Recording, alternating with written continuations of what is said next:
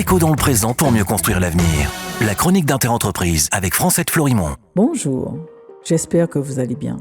Pour suivre du détail des conséquences du recul des normes environnementales européennes, selon un récent rapport du Bureau d'analyse sociétale pour une information citoyenne, dit BASIC, publié mi-avril pour le compte de Greenpeace France, de l'Institut Veblen et de l'association Max Havelaar, la branche française de Fairtrade International.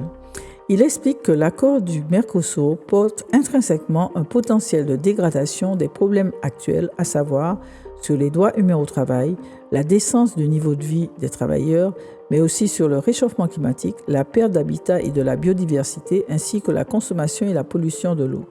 Ces problèmes vont donc s'accentuer par simple mécanisme d'intensification des activités économiques.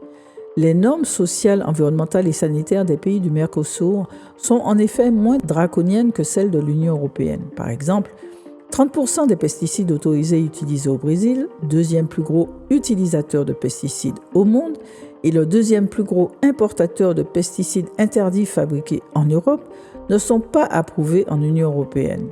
L'accord signé avec l'Union européenne ne fixe en outre aucun engagement contraignant sur la baisse de la déforestation et prévoit même un système de réclamation envers les réglementations qui porteraient atteinte aux échanges commerciaux et qu'il faudrait donc ajuster d'un côté comme de l'autre, de quoi potentiellement amoindrir encore davantage les standards européens.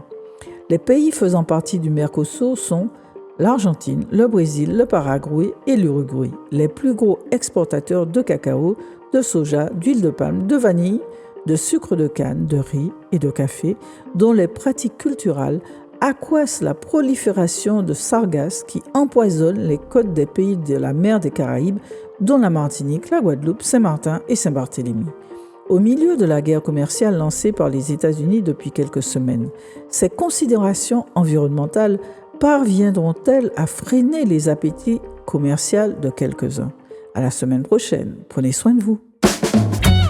Déco dans le présent pour mieux construire l'avenir. La chronique d'Interentreprise avec Francette Florimond.